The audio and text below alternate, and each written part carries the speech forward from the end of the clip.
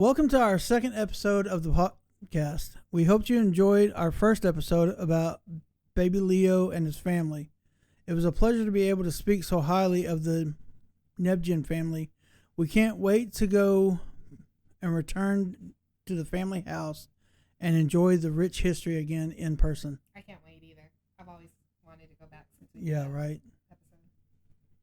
Because this is a new podcast, I thought it would be great for our viewers to get to know us a little bit. So I think it would be interesting to answer the question of how did we meet to our viewers. So we're just going to go ahead and get right started in that. He tells a much magical more story than I do. So we're going to let him improv on this a little bit. So, let me just cut straight to the point. Basically, we are another statistic. They say like 8 out of every 10 relationships begins online. Well, oddly enough, that's where ours was. I was on Plenty of Fish, and I was getting online actually to erase the profile. And it just so happened when I got online to erase the profile, Jennifer's picture popped up. And to say I felt like I was starstruck really probably isn't an understatement, honestly. But I just figured, I'd just, pop on and say hi. Wasn't expecting a reply or anything. Well, she actually responded. We began talking. This began around Christmas time, and at the time I was working at UPS, working crazy hours. And then, so fast forward to January, they were getting ready to go to a trip down to her dad's house in Houston, and I wasn't going to be able to talk to her. And so I actually was able to get off of work early one morning, and she was on her way to work, and she happened to be hung up in traffic. The typical 121 rush hour traffic with construction. Basically, it's a parking lot. Yeah, it's a lot of construction that day.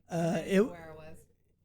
It was horrible, and we had never physically seen each other than a picture. So I took a shot. I asked her, I was like, if I can figure out where you're at, do you want me to get you out of the traffic to where you can get to your job? And she said yes. So I was able to figure out where she was at. She turned out to be basically about 1.5 miles from where I was at. So I hopped on the road, caught up to her, was able to get her off the traffic, took her the back roads. And when we got to the point where we had to split, she pulled up right beside me at the traffic light, and I looked over, and I don't know if it was the way the sun was rising or what it was, but it was like there was a glow. And I kid you not, I literally thought she is gorgeous. So Poor guy. we split up. I was supposed to head home, and that sounded terrible. I'm sorry. We went our separate ways. There you go. I was supposed to head home and sleep because I had to get up and return to work at like 5:00 in the afternoon. So I got to the house and I laid in the bed and I tossed and turned. I said, you know what? I've got to meet this girl in person. So I texted her. And she said that if she could get her sister to watch Madison, that we could. So she was able to get all of that arranged. We went out and ate. Well, we did not eat. We ordered an appetizer, but we sat at the restaurant and talked for like 3.5 to 4 hours. That was embarrassing. Like everyone else around us, was eating their chicken wings and everything. We didn't touch our food at all. So needless to say, January the 22nd, 2014, we became official.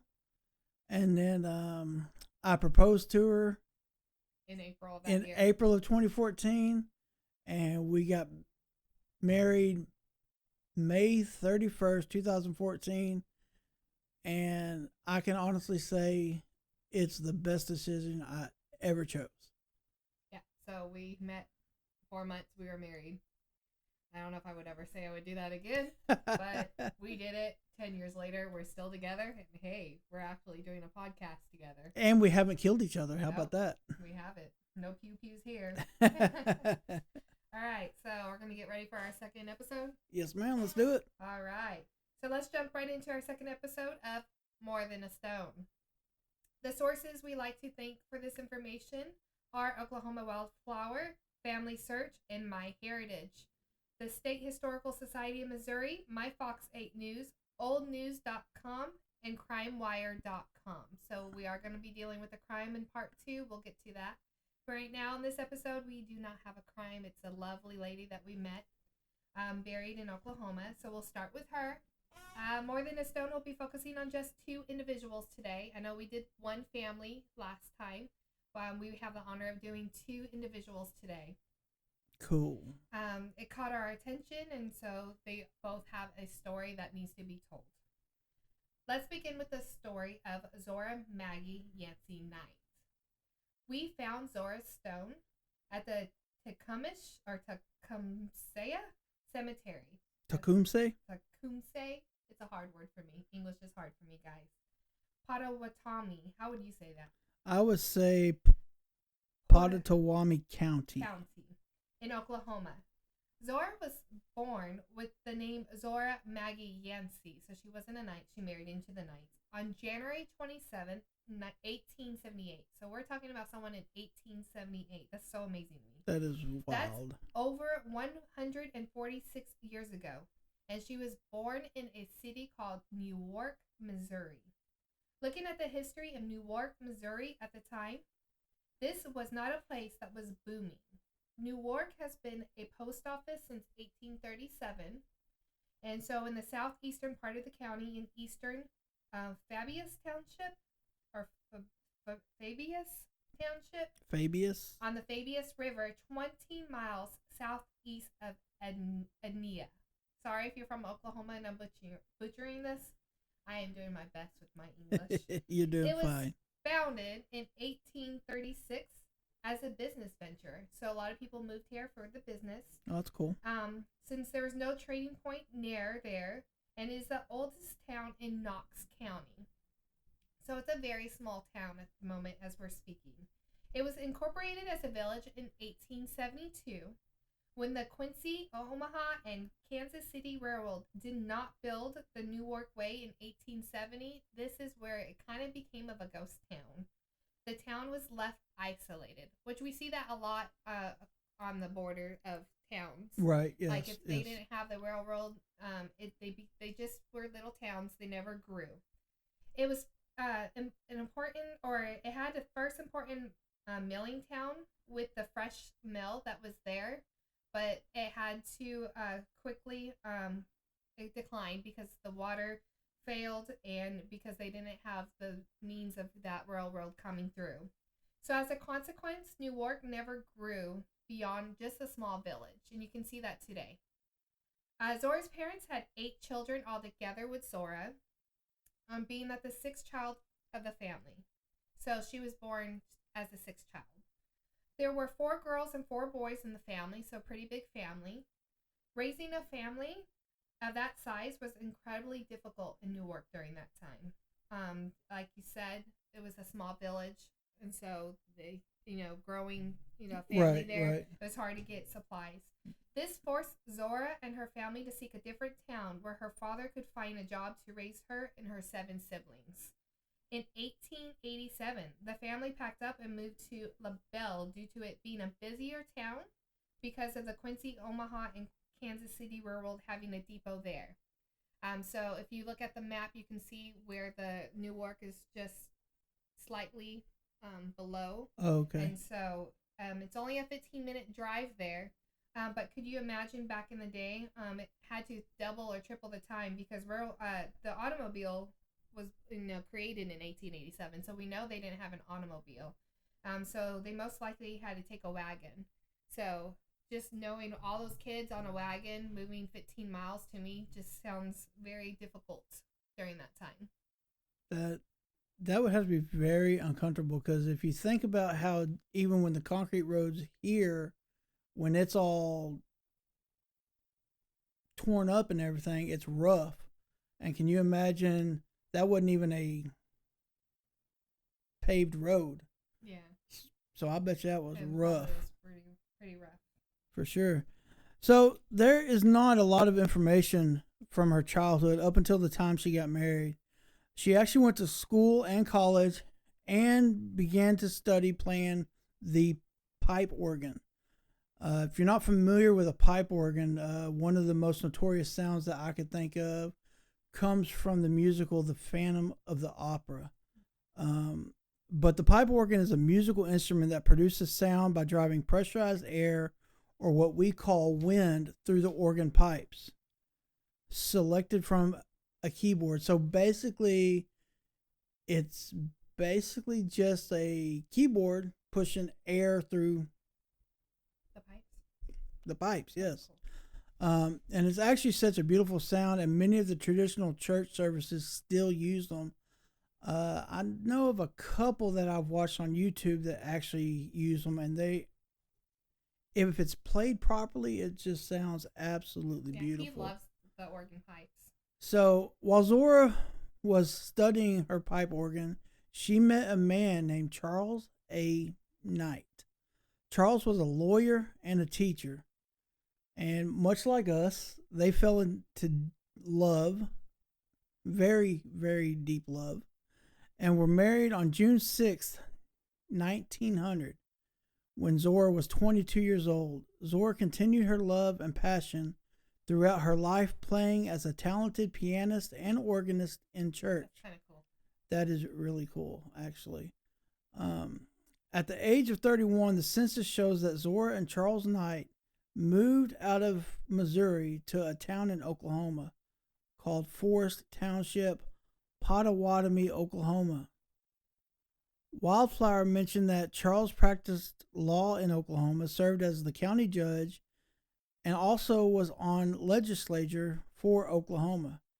So I'm assuming when they say legislator, could that be like he was maybe like mayor, mayor senators, something like that? Okay, that's very interesting. Soon after moving to Forest Township in Pottawatomie, Oklahoma, Zora became a member of Chapter W of the PEO Sisterhood. The PEO Sisterhood is a U.S. based international women's organization of about 197,000 members, with a primary focus on providing educational opportunities for female students worldwide. The Sisterhood is headquartered in Des Moines, Iowa, with chapters throughout the United States and Canada. From around 1922 to 1932, she was named the supervisor of music in the Oklahoma State Industrial School for Girls. At this time, both her parents went to be with the Lord. Her dad passed away in 1919 when she was 41 years old, and her mom passed away when she was 49 years old in 1927. In 1945, 20 years before she passed away, her husband passed away suddenly. Yeah, so Zora had 20 years without her husband. That's difficult. I know a few women out there who are probably watching this today have lost their husbands already, and I know the difficulty it is once you have that bond with someone that's like your best friend, and then all of a sudden they pass away. 20 years is a long time, but she continued to be a feminist. She was huge into being part of women and growing women in their education. And so Zora was extremely busy between the death of her parents and her husband. In 1921, Zora was appointed to the Board of Trustees of PEO. Record, which is the official magazine of the International PEO Sisterhood, stated that she was part of the board. And in 1931, Zora was elected president of the Sisterhood, and she served 2 years. Like I Oh, said, wow. she does a lot of serving for the community. That's cool. Just a side note. Oh wait, it also stated in a magazine that Zora was part of the defining moment of, I'm gonna say Cody College. It might be Cody, in 1933. Just a side note, Cody College was gifted to the PEO. So the PEO took on the college and on the funding, Sisterhood in 1927, as long as they raised an endowment for the college. So they had to finance this endowment. The support and ownership of the college was so understandably difficult and draining for the Sisterhood. It actually had strife in the Sisterhood during the early years. There was a recommendation that they wanted to just go ahead and cancel the connection, the PEO's connection to the college. And at the 1933 convention that was slated to be held in Kansas City, Zora was such an influence. She was the president of the Supreme Chapter at the time, convinced the entire convention delegation to travel from Kansas City to Nevada to a more neutral place. Because of this, it was noted that the convention was a splendid October day, that the college and city welcomed the 743 delegates, 139 visitors, proudly and warmly. Now, we are talking about in the early 1900s, where it's not easy to just get up and travel. So to have that many delegates and visitors was a defining moment for the Sisterhood. It was so defining for the college that the next day, the recommendation to discontinue the support of the college was defeated by large majority. So they didn't disconnect their connection with the Cody College, just because of, all of them coming together. So she was very influential. That's really cool. Zora's accomplishment in life was so astonishing for that time period. She made an impact on so many different organizations that she was part of, including the Christian Church, Synthetic Music Club, the Oklahoma Council of Child Development, and the Daughters of American Revolution. Zora was truly an exemplary example of how to give back to your community and how to love others. I think we can all come back during this difficult time that we're having here in the U.S. We can learn from Zora. We can become kind. We can treat each other with love, just like she did. For those that are feminists, she's such a great example of how we can lead other women and inspire others. And if you're not a feminist, we can support one another. We can learn all from Zora. So Zora, we appreciate you. We appreciate your family. We appreciate what you have done to inspire our lives. Absolutely. And, one thing I would like to add is it's okay to not agree with everybody. We can agree to disagree. And that's one thing that I feel that we've all forgotten is it's okay for you to have your opinion.